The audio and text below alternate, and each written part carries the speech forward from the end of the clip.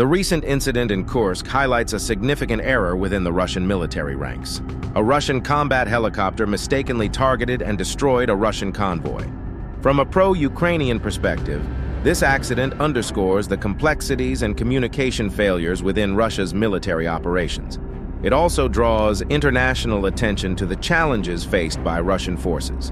As Ukraine continues its resistance and struggle, observing such blunders can reveal vulnerabilities in the effectiveness of the Russian military, potentially offering strategic advantages for Ukraine.